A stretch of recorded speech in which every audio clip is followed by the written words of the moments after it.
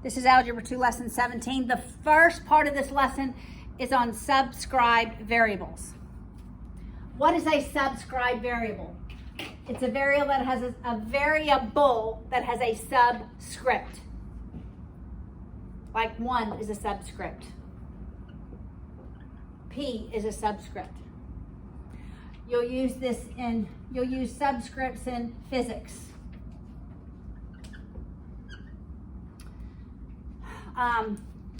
Do y'all use subscripts? Oh, you use subscripts in chemistry, don't you? Like, what does that tell me? There's 2 hydrogens, right? You're going to use subscripts in, okay, it doesn't mean the same thing in math.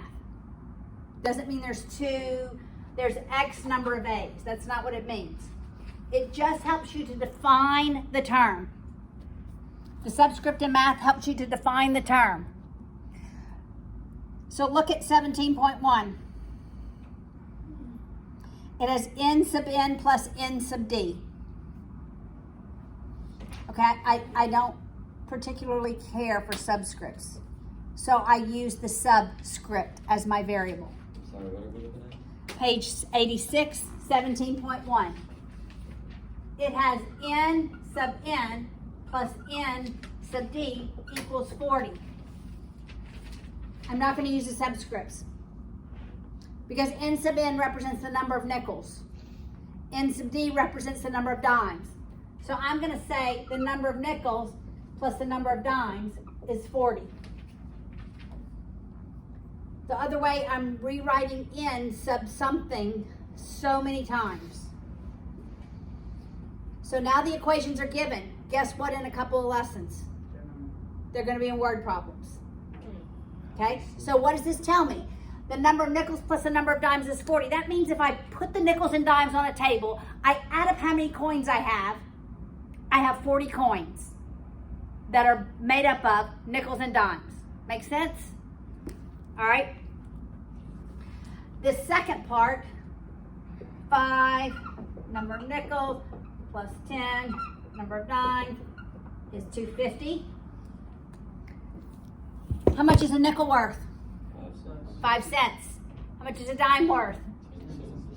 How much do I have? $2.50. Because what? I put this is 0.05. This is 0.10. I have $2.50.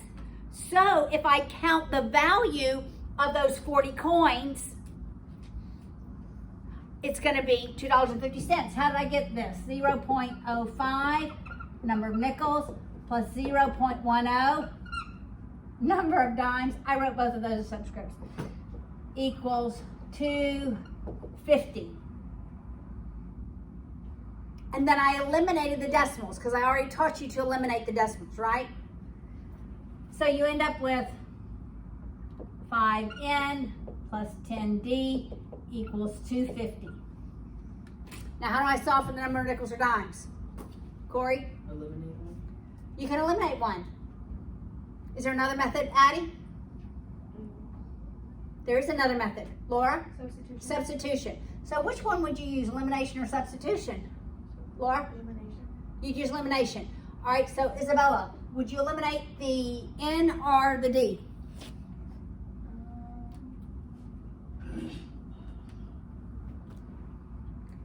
Like, is there one to choose? You can choose N or D. N. N. So how do I eliminate N? What do I do? Corey's answered a lot. Ethan, how am I going to eliminate N? You gotta multiply the top by -5. Multiply every term in the top by -5. I'm going to show you a different way in just a minute because I want you to see outside the box.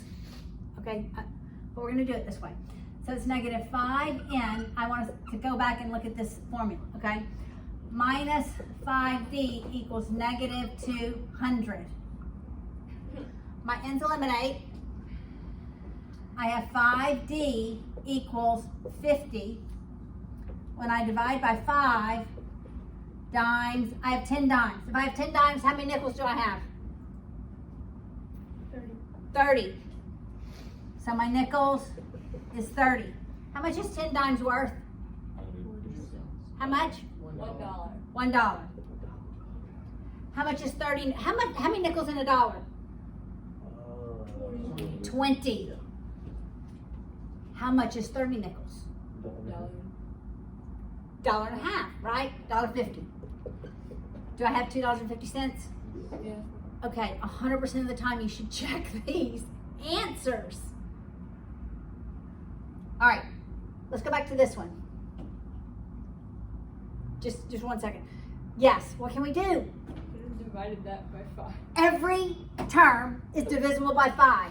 I could have said that's nickels plus 2 dimes is what, 50 divided by 5? Yeah, it's 50. 50, yeah. Okay, I could have divided it by 5 instead of multiplying. So think outside the box. All right? Look at the next 17.2. Again, the problems are given to you. In just a few lessons, it'll be in words. And you'll have to come up with the equations. Does anybody know what these equations represent? This one I do use subscripts for. What does R sub M, T sub M represent? Distance equals rate times time. Distance equals rate times time.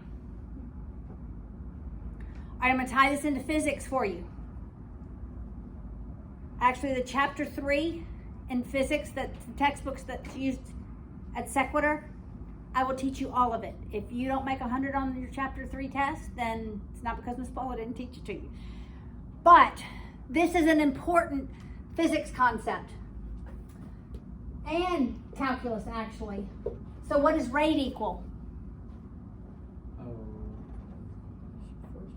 What does it equal, Isaac? Yeah, rate is distance divided by time. That's one of the major concepts in calculus.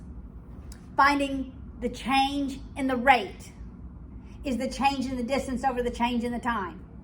That's one of the big questions in calculus.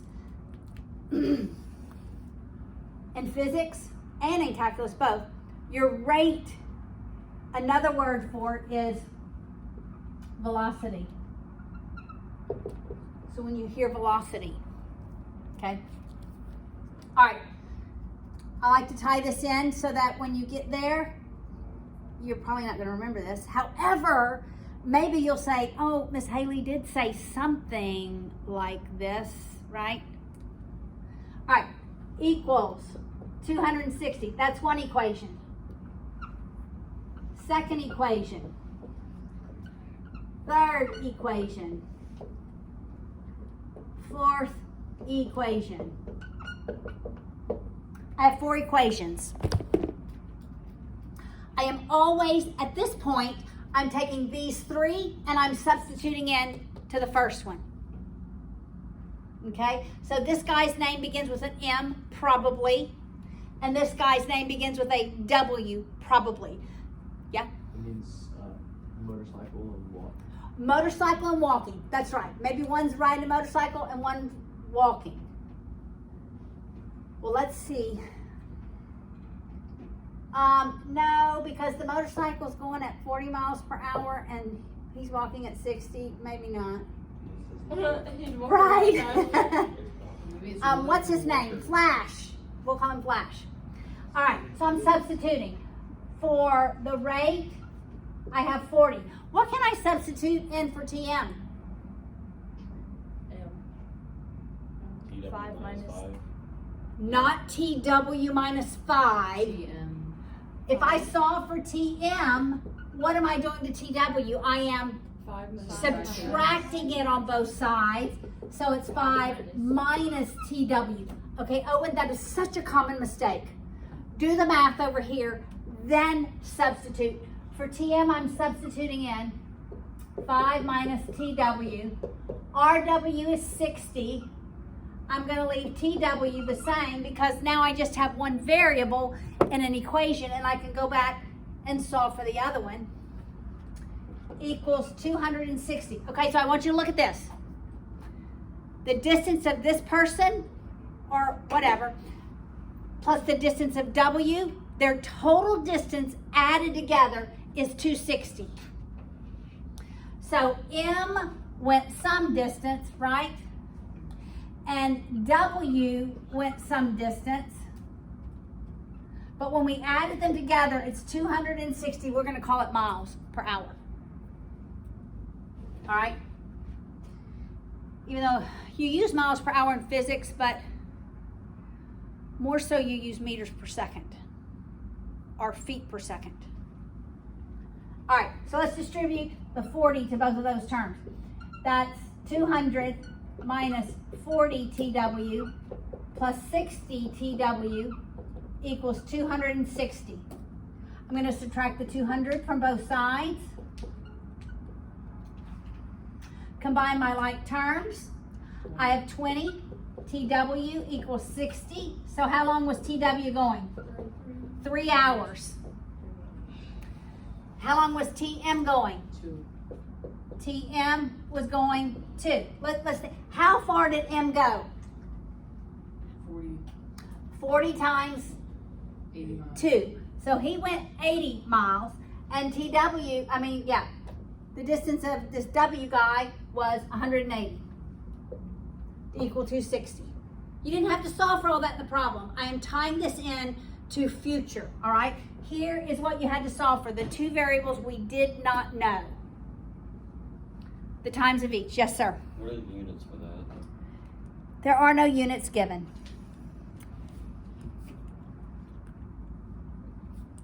There will be units given in your word problems, right? So I talked units because you will be given units. Yes. Yes.